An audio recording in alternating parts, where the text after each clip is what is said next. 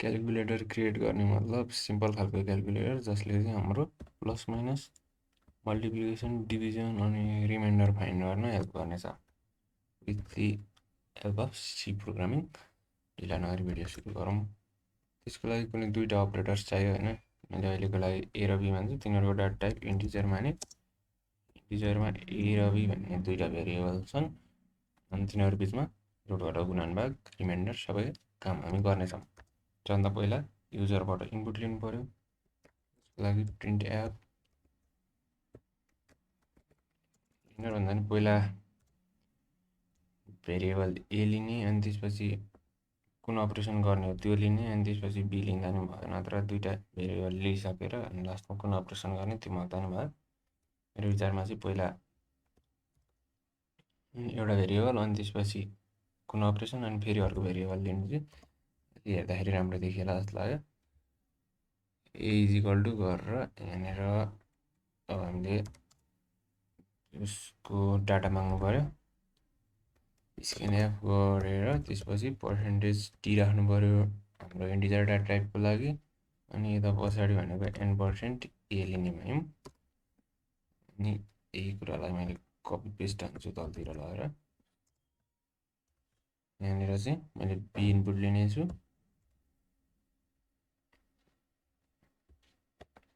यहाँनिर बी हुने भयो।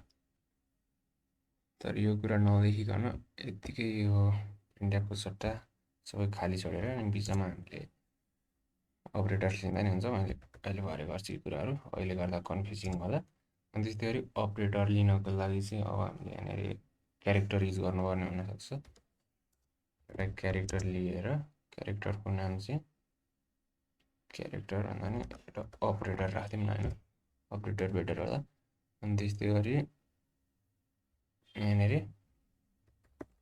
स्क्यान एप पर्सेन्टेज सी, यो पर्सेन्टेज सी लेख्नुभन्दा अगाडि चाहिँ हामीले एउटा स्पेस दिनुपर्ने हुन्छ।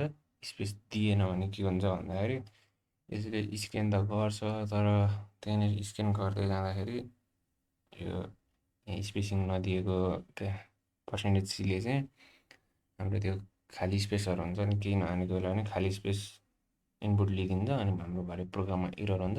यहाँ अगाडि एउटा स्पेस लेखिदिइसकेपछि चाहिँ त्यसले स्पेस लिने काम चाहिँ बन्द गर्छ भनौँ न। अनि हाम्रो प्रोग्रामले राम्ररी रन गर्छ।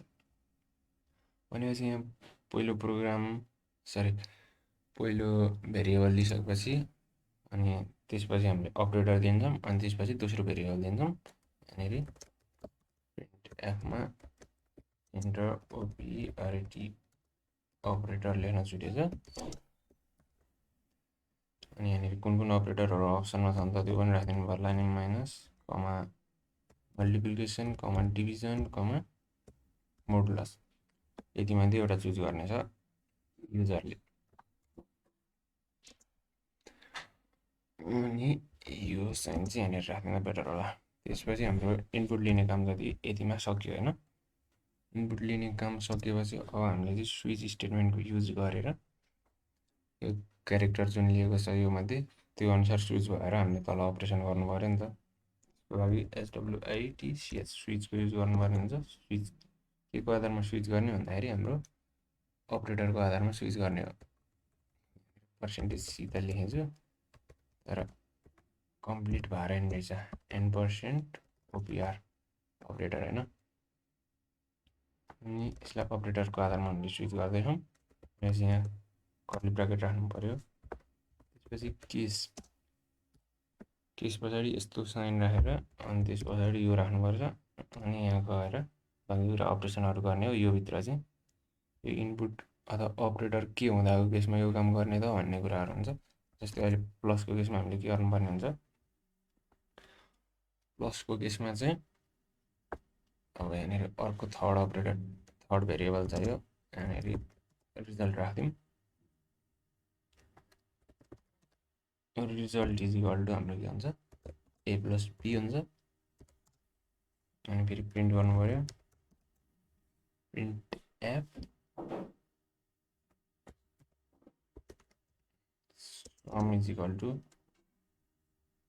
पर्सेन्टेज डी यतापट्टि गएर यहाँ भनेको रिजल्ट हुने भयो।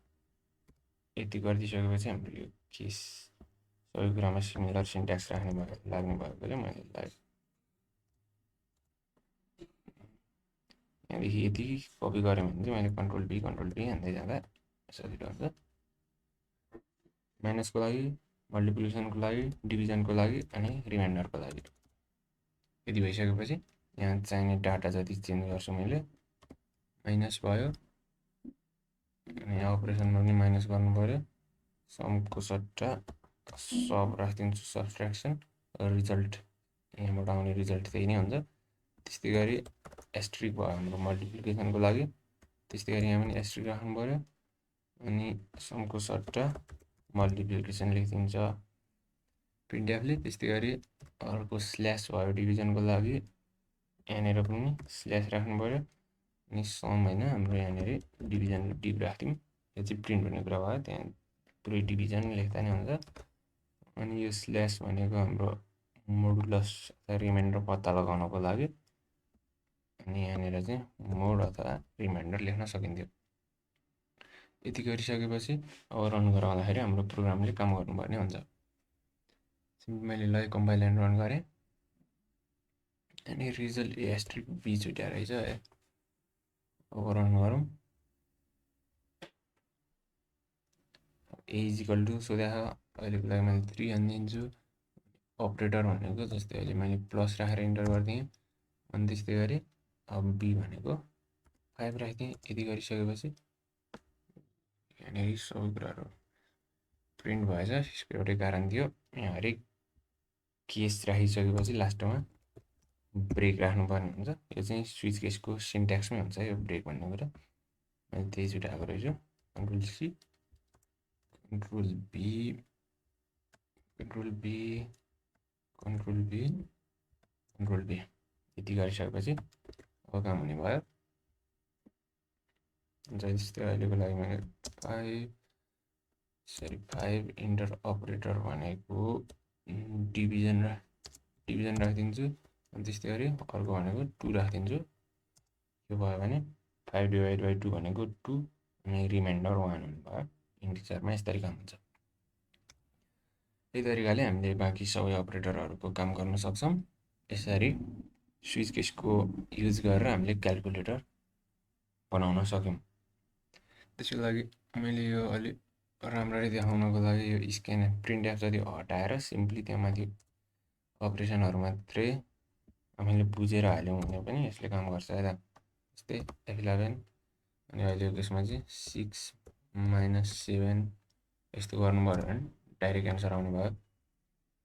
यहाँ चाहिँ के हुने भयो भन्दा सुरुमा स्क्यानएफ एन्ड एले हाम्रो पहिलो भेरिएबलमा 6 इनपुट लिने भयो, त्यस्तै गरी माइनसले अपरेटर लिने भयो अनि 7ले सेकेन्ड इनपुट लिने भयो अनि डाइरेक्ट काम हुने भयो। अनि यहाँ चाहिँ तल पनि यहाँ तल यो जुन समहरू यस्तो यस्तो नराखेर टक्क इक्वल्स टु त्यति मात्रै राख्यौँ भने चट्ट दामी देखिन्छ। तर यो प्रोग्रामरले मात्रै गर्न सक्छ, भरे त्यहाँ अरूले त के गरे हो भनेर नबुझ्न सक्छ नि त। छोटोमा काम गर्न चाहिँ यस्तरी मजा आउँछ। तर प्रोग्राम हामीले लेख्ने भनेको त आफूलाई रमाइलोको लागि मात्रै होइन, यो रियल लाइफमा कुनै पनि प्रब्लमहरू सल्भ गर्नको लागि हो। त्यही भएर त्यो राम्ररी लेख्नुपर्छ। अहिलेको केसमा चाहिँ मैले यतिकै गरेँ।